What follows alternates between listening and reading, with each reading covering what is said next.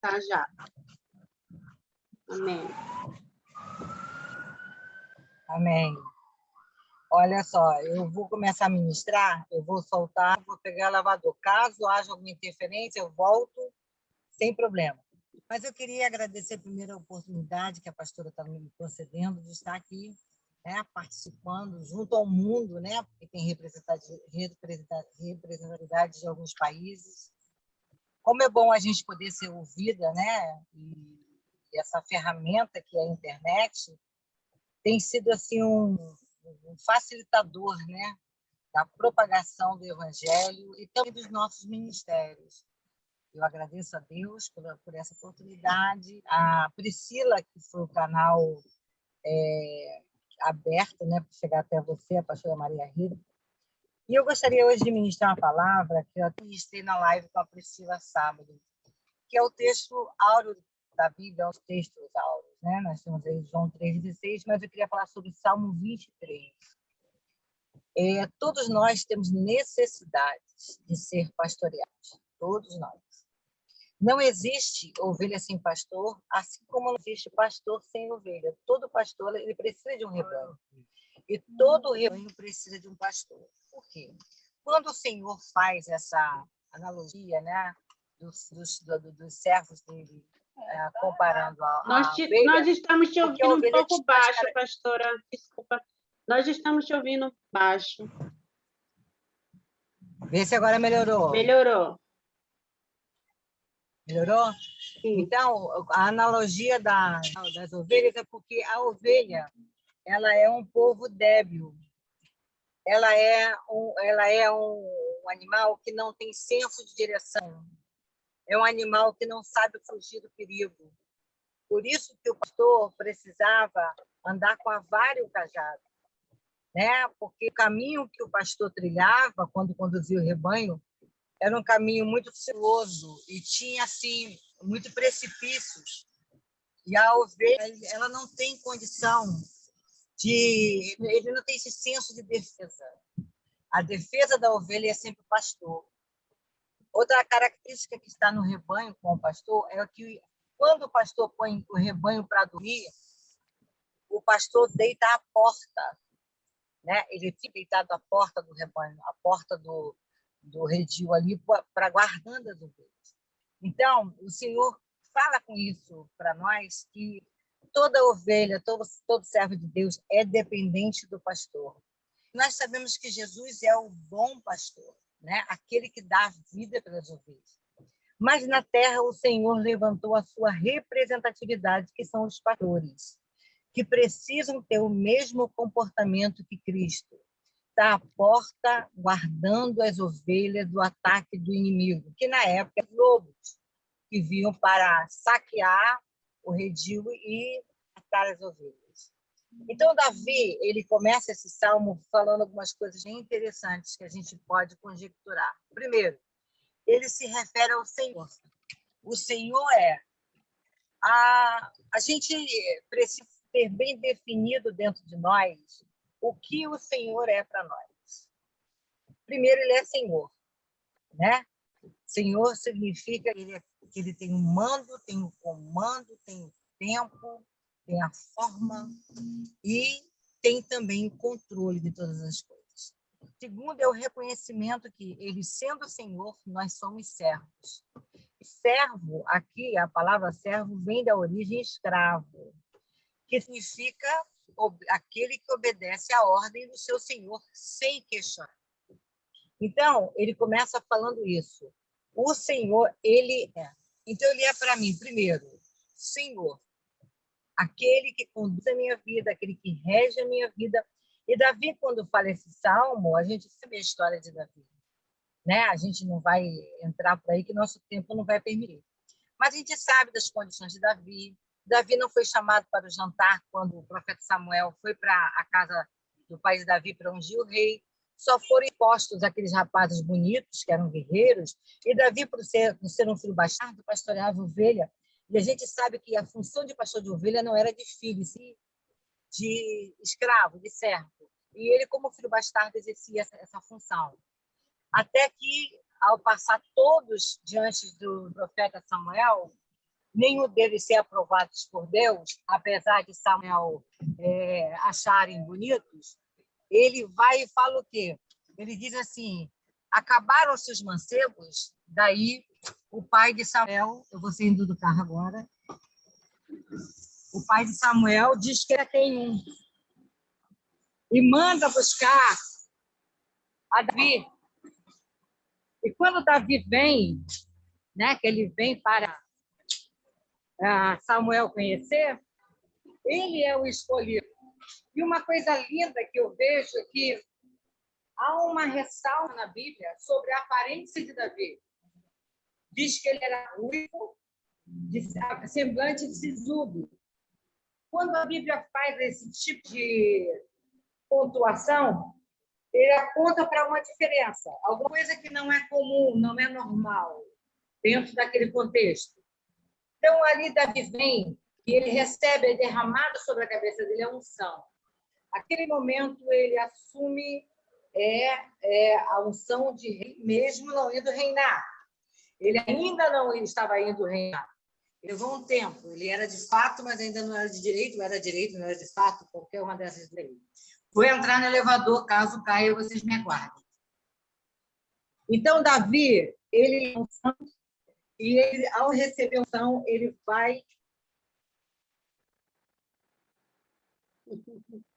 ser garçom dos seus filhos, dos seus irmãos. Ele vai levar a marmitinha de irmãos que estavam na guerra. Até naquele momento que tem encontro com Deus, que as pessoas ficam assim, sem saber quem era Davi, porque ele não tinha nenhum aspecto de guerreiro, as pessoas não sabiam que ele já tinha vencido o urso, o leão, né? E ele estava preparado para vencer o que estava pela frente. Então, o Senhor para mim, primeiro, é o Senhor da minha vida. Aquele que reina, aquele que manda, aquele que comanda, aquele que dirige, aquele que orienta, aquele que é dono do tempo, sabe o tempo certo de agir e age no tempo certo. Porque a Bíblia diz, cheguei em casa, a Bíblia diz que o Senhor nunca chega atrasado. Então, ele é Senhor do tempo. Então, a gente vê que ele diz, o Senhor é o quê? Meu. Eu gosto muito desse pronome, porque a gente sabe que no Velho Testamento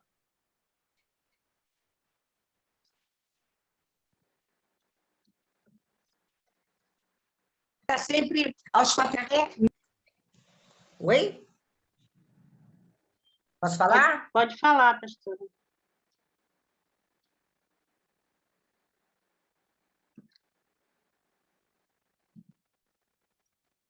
Ai, Jesus.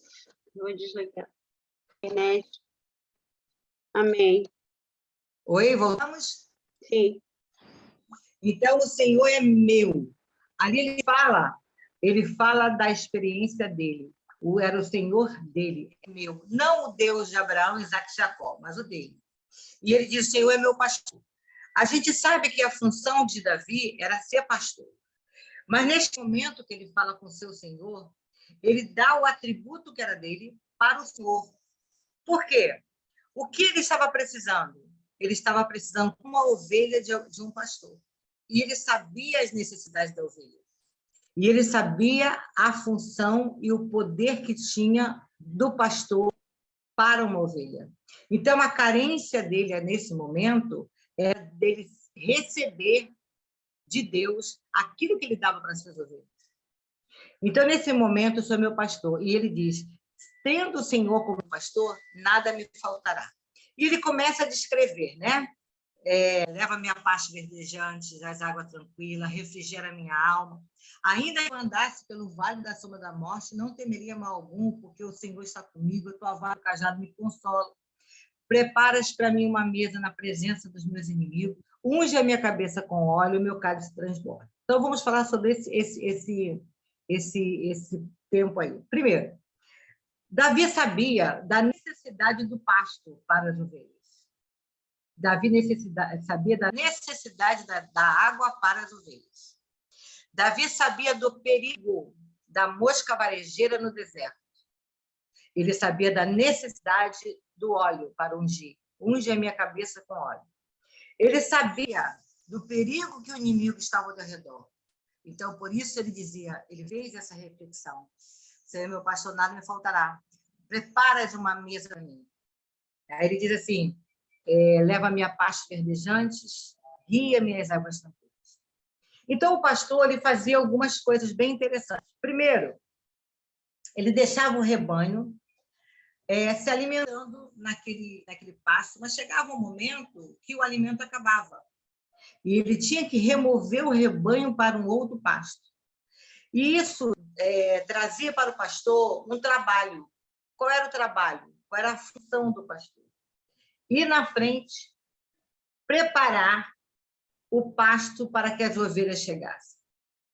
E havia uma coisa bem interessante, pastora, que o pastor, tinha que preparar o pasto era a grama que a ovelha ia se alimentar, e ele preparava da seguinte maneira, ele tinha que se ajoelhar e tirar do meio das gramas todas as ervas daninhas, as ervas venenosas. Ele tinha que tirar o veneno, porque a ovelha não sabia separar o bom alimento do veneno. Então, era o pastor quem selecionava o alimento, tirava de joelho. E acontecia uma coisa tremenda. Quando o pastor estava preparando aquela mesa, era na presença dos inimigos. Quem eram os inimigos? Os lobos. Ele estava de joelho preparando o alimento, ou seja, a grama, tirando as ervas venenosas, e os lobos estavam ao redor, buscando uma oportunidade para saquear e matar as ovelhas. Então, ele prepara uma mesa na presença dos meus inimigos. E quando ele ia conduzindo aquela ovelha para a fonte de água, as águas, ela bebia da água, e como a ovelha é débil, ela não tem senso, o que ela fazia? Ela bebia água, e ali naquela fonte de água, naquela bacia de água que ela bebia a própria água para saciar sua sede, ela defecava. Então, aquelas águas, passado um determinado tempo, ela ficava contaminada pelas próprias fezes da ovelha. Olha que coisa tremenda, a nossa condição de ovelha. Veja que nós mesmos, muitas das vezes, somos as pessoas que infectam a fonte que a gente tem dentro de nós ou a água que a gente recebe, com as nossas palavras, com os nossos comportamentos, na verdade, com os nossos pensamentos facciosos, duvidosos, medrosos. Então, o Senhor, ele quer nos orientar a aprender com esse salmo. Então, ele tinha que ir na frente preparando também águas tranquilas, porque aquelas águas, dado as ovelhas ficarem pisando, andando, elas ficavam agitadas. E com a agitação da água e as fezes, contaminava toda a água, porque dissolvia as fezes e, claro, né? A água que era pura, agora eram águas infectadas pelas próprias fezes da ovelha. Então, ele precisava levar o rebanho para as águas tranquilas, ou seja, água pura e sem a contaminação. Depois, ele trilha o caminho pelo deserto, e o deserto normalmente era um caminho estreito e tinha precipício. O pastor ele tinha que ter habilidade no cajado. Por quê? E ele tinha que ser muito atento, muito observador, e ele precisava conhecer as suas ovelhas, porque no meio do redil tinha as ovelhas rebeldes, tinha as ovelhas assanhadinhas, as mais espertinhas, e tinham aquelas que simplesmente era conduzido. E ele tinha que ter a vara para corrigir, porque o pastor precisa corrigir. Um grande perigo, pastora, que a gente está vivendo hoje é que os pastores não estão mais podendo corrigir as ovelhas. Porque se o pastor traz uma mensagem mais forte, a igreja esvazia. O povo só quer ouvir o que lhe convém. As pessoas estão achando que a palavra é adaptável ao homem. E as pessoas estão muito enganadas. A palavra de Deus é você quem tem que se adaptar a ela. Ela é imutável, intocável, ela tá lá paradinha. Você que suba, você que entre no sistema dela. Ela não vai descer para se adaptar. Ela não é uma palavra inclusiva, como a Bíblia inclusiva que foi lançada aí. Ela não é. A palavra de Deus ela é rígida. A palavra de Deus ela não tem como você fazer uma adaptação. E a Bíblia diz, ai daquele que coloca ou tira alguma coisa da palavra. Não é verdade? Não é isso que a Bíblia diz? Mas as pessoas não querem ouvir que Jesus está voltando sobre santificação, sobre arrependimento. As pessoas querem ouvir que vão ganhar dinheiro, que vão ter carro novo, que vai ter marido, sabe? As pessoas querem ouvir que pode trocar de marido a hora que quiser. A gente aqui no Brasil, não sei como está pelo resto do mundo, pastor divorciado tem quilos que casam 2, 3, 4 vezes, 5 vezes, estão no altar. Você entende? Está nesse naipe por aqui, né? E outros comportamentos também bem complicados que a gente tem visto. Então, ele faz assim, ele conduz as ovelhas nesse lugar estreito e a vara, o cajado, nesse momento, ele é muito usado. A vara para aquietar as levadinhas, que gostam de ter o seu próprio costume, seu próprio sistema, acha que se manda, sou a dona do pedaço. Então, a vara era lá para botar ela no ritmo. E o cajado era para justamente aquelas que são distraídas, aquelas que andam, sabe, com o olhar no caminho, mas olhando para o que está do outro lado. Né? Aquelas pessoas que estão em cima do muro. Né? Está com Deus, mas o mundo caminha paralelo. Não existe como você caminhar com Deus e o mundo. Você não pode agradar dois senhores, ou você vai entristecer um ou vai entristecer o outro. E estar em cima do muro é o melhor lugar para o diabo, porque o diabo gosta de pessoas indecisas, gosta de pessoas com esse comportamento. E ali o cajado pegava a ovelha pelo pescoço e trazia a ovelha para a cadência do ritmo das outras ovelhas. Não sei se você lembra quando, naquela parábola em que as ovelhas, que o pastor deixa as 99 no redil para buscar uma, a Bíblia diz que ele traz sobre os seus ombros as ovelhas. Para você entender, para a gente compreender, eu sei que vocês sabem, é só uma forma da gente trazer a pauta. Aquele pastor, para trazer aquela ovelha sobre os ombros, ele precisou quebrar as pernas das ovelhas, daquela ovelha. Ele precisou quebrar a perna. Sabe por quê? A rebeldia dela era tanta que, se não fosse por uma limitação dela, ela não aceitaria retornar. Então, às vezes, Deus trata com a gente com a vara bem pesada, até quebra nossas pernas, porque Ele vê que a nossa natureza ela é complicada. A gente é ovelha, sim, mas é rebelde. A gente é ovelha, é sim, mas tem natureza de bode, tem natureza de cabrito. E a gente precisa ter a natureza de ovelha, de submissão. A gente precisa ter a natureza de obediência. Nós precisamos desenvolver isso através da palavra de Deus. Então, ele usava a vara e o cajado. E acontecia uma coisa muito comum no deserto: o ataque das moscas varejeiras. O que acontecia? A mosca varejeira, ela vinha aqui na parte da narina das ovelhas, que tem uma mucosa, e nesse momento as ovelhas, a mucosa, ela é úmida, né? Ela fica aquela parte umedecida. Então, o que acontecia? Eles pegavam a ovelha, a mosca varejeira, colocavam um óvulo bem aqui, ó. Aquele óvulo que ficava aqui na narina entrava e ia para o cérebro da ovelha. E quando a ovelha era atingida pela mosca varejeira, ela ficava louca por conta da dor, da perturbação que estava na mente. E ela tinha um comportamento terrível dentro do redil. Ela começava a bater a cabeça dela contra a pedra, batia até, muitas das vezes, morrer. Ela batia contra a árvore, e quando ela não tinha contra o que bater, no momento da sua aflição, ela batia contra a cabeça da outra ovelha. E ela batia, e nesse processo havia muita morte.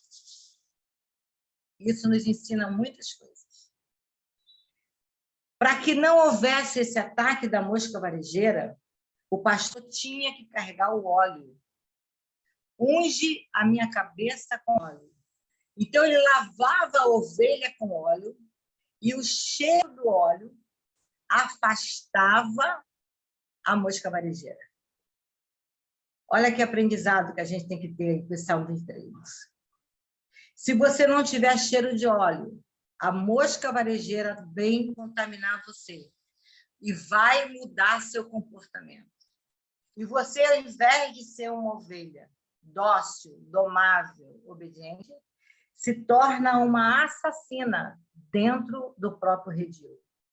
E tem muitas pessoas que têm tido um comportamento tão danoso que tem matado outras ovelhas. Nós temos sofrido aqui no Brasil um ataque muito grande de Jezabel. As pessoas pensam que Jezabel ela é somente a sensualidade, mas não é verdade. A Jezabel, se você está num lugar que tem muita fofoca, Jezabel está agindo. Se você está dentro de uma igreja onde tem muito milindre, ai, não me toque, Jezabel está agindo.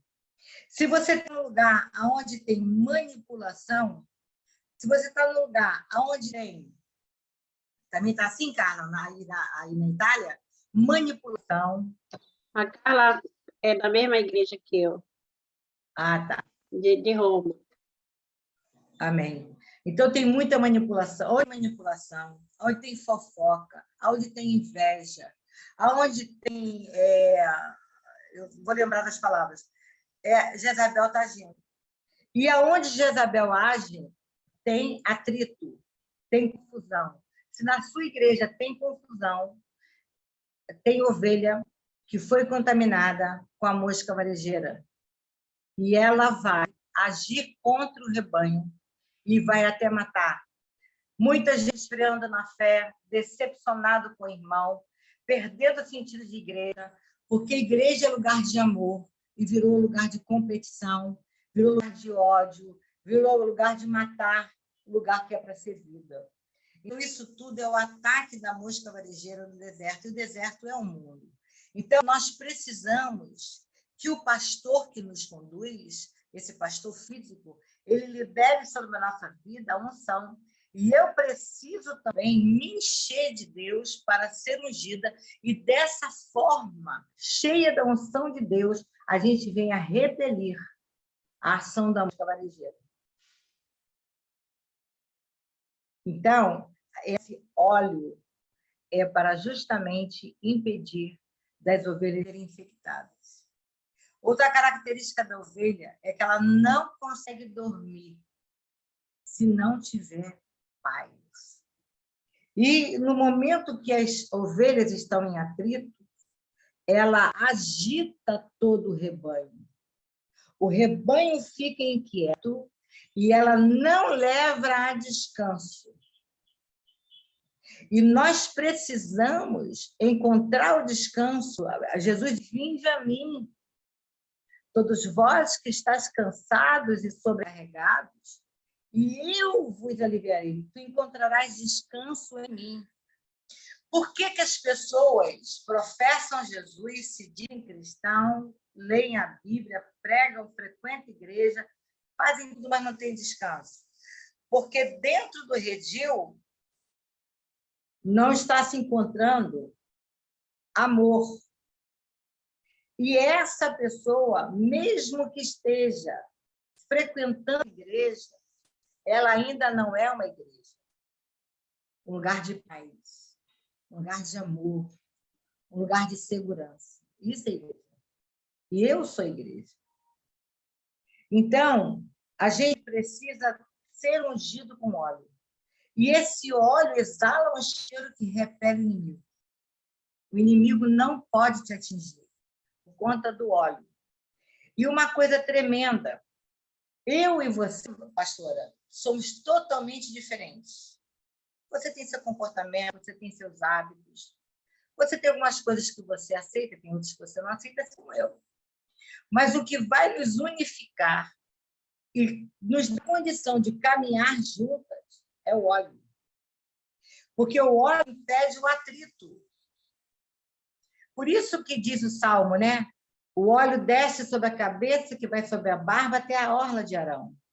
Quando você está untado, por que você unta como é que fala? A bandeja para fazer bolo. Esqueci, a forma de bolo. Para que a forma de bolo. Para quê? Para que não venha aderir o bolo e se perder a forma dele. Então, o óleo precisa ser derramado no rebanho para que não haja atrito, para que a minha opinião não conflite com a tua de maneira que haja desgaste, mas que eu entenda que a minha opinião não é uma imposição. Eu não sou uma pessoa que tem que impor nada, eu tenho que expor a minha opinião. Impor, não. Então, o que tira o atrito do meio do redil, do meio do rebanho, é o óleo. Porque quando bate, escorrega. E o óleo é o Espírito Santo. O Espírito Santo precisa ser derramado no nosso meio de maneira abundante. Mas hoje, o Espírito Santo tem sido entristecido, tem sido sufocado, porque o espírito do homem está muito grande. O eu está muito grande. Não é verdade? Eu. Hoje a gente vê homens amantes de si mesmos à frente de banho, infelizmente. Se tem um campo que está muito contaminado, é o campo do pastorado. Está muito contaminado. A fé que está sendo pregada é uma fé rasa, uma fé sem estrutura, sem profundidade. Qualquer coisa tira o crente da igreja, qualquer coisa abala a desestrutura. As pessoas estão ofertando a Deus uma fé emocional. Ai, porque eu tenho o que eu posso. A fé não é emocional, porque a emoção é uma areia movediça. Tem dia que, se você está bem emocionalmente, ela está lindo. Você beija até marimbondo. Mas tem dia que você tem o meu príncipe e você não quer o beijo dele porque você está mal. Então, a fé do cristão, ela não pode ser emocional. A fé tem que ser algo intrínseco em teu caráter, que não muda com as circunstâncias. Pode estar tudo bem, a minha fé está firme. Mas se não estiver tudo bem, a minha fé vai continuar. Então, o Senhor precisa nos dar esse óleo e eu preciso buscar nele. Faltam 4 minutos para terminar, né, pastora? Pode continuar, pastora, sim. Amém. Então, ele diz assim, ainda que eu andasse pelo vale da sombra da morte, não temeria mal algum. Então, aonde era esse vale da sombra da morte? Justamente isso. O terreno que as ovelhas eram produzidas eram de vales e montes, né? Vales e montes. Não era um terreno plano. Você sabe que ali o Oriente ele é muito cheio de montanhas, né? É um terreno que não é aplainado. Aqui no Brasil a gente tem muito morro, muito disso também, né? Mas Brasília é uma planície. Lá não era, era assim bem alto e baixo. Então, quando chegava no vale, o vale na Bíblia é a depressão, né? O vale está entre 2 morros. A depressão se chama vale. Jesus fala uma coisa linda, né? Eu sou o lírio dos vales. Ou seja, mesmo no vale da depressão, minha área de trabalho é a cura interior. Eu sou mestre em cura interior. Então, mesmo no vale da depressão, nos momentos de depressão, de angústia, de ansiedade, de medo, mesmo lá você encontra o lírio. E uma característica linda do lírio é que no vale forma-se uma grande poça, uma grande lama. E o lírio, ele nasce nessa lama.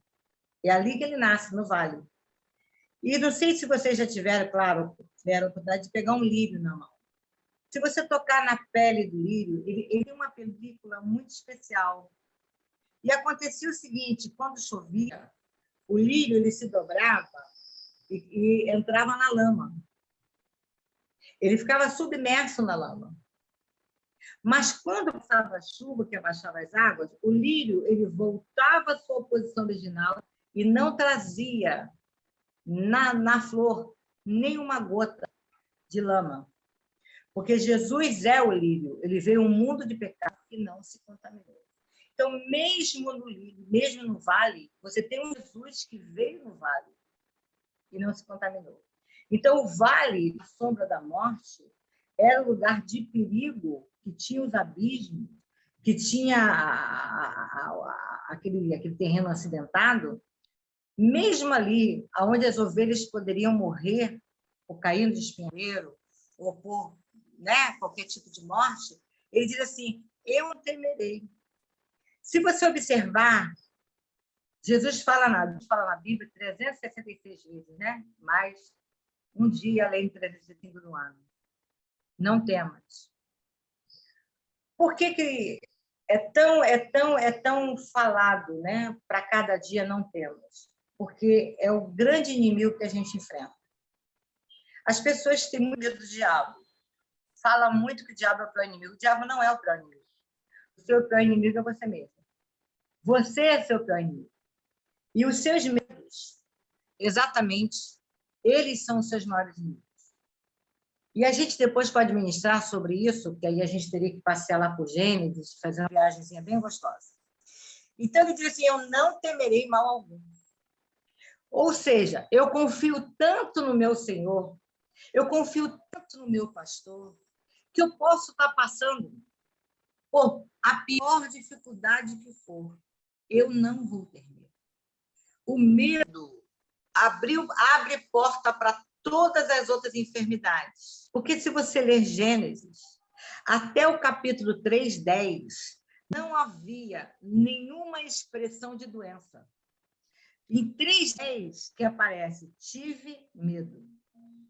Então, as doenças vieram a partir da quebra de uma palavra, que foi a desobediência, que traz a primeira enfermidade, que é o medo. E o medo é a porta aberta para toda e qualquer enfermidade. E isso é de um conhecimento para os comunistas, como a gente tem visto, que com essa pandemia tão politizada, né, eles trabalharam o medo, escravizando o povo no fique em casa. Porque o povo escravizado pelo medo é alvo fácil para a baixa. Eu não estou te vendo. Oi? Oi? Estamos te vendo, a bispa. Ah, voltou. Então, o que acontece? É alvo fácil para a baixa, porque o medo baixa a imunidade. Baixou a imunidade, você está exposta às doenças que nós chamamos de oportunistas. Quais são as doenças oportunistas? São aquelas que a gente não vê, são os vírus, as bactérias, que estão aqui ao nosso redor. O que me imuniza é justamente a minha imunidade alta. Eu tenho que ter imunidade. E o medo abaixa a imunidade. Então, ele disse, não temerei mal algum, mesmo que eu ande sob o veneno da morte. Eu vou mostrar para vocês, não sei se dá para vocês verem aí, a cirurgia. Sim. Está dando para ver? Está dando a cicatriz, sim. Isso. Há 5 anos atrás, eu tive um infarto isquêmico. Eu tive uma isquemia no ventrículo esquerdo do meu coração. Fiquei 13 dias no CTI. Depois fui para São Paulo fazer um cateterismo. E a parte nobre do meu coração foi comprometida. Tive que fazer uma cirurgia de emergência. Eu nunca tive doença nenhuma, porque eu sou uma pessoa muito saudável. Hoje eu estou com 63 anos, vou fazer 64, dia 30. E a gente, é claro que a idade traz alguns comprometimentos, não é verdade? Dores, por exemplo. Onde você tem dor? Uma dor só, da ponta do cabelo do pé. Resumiu. Não é verdade? Porque é coisa da idade.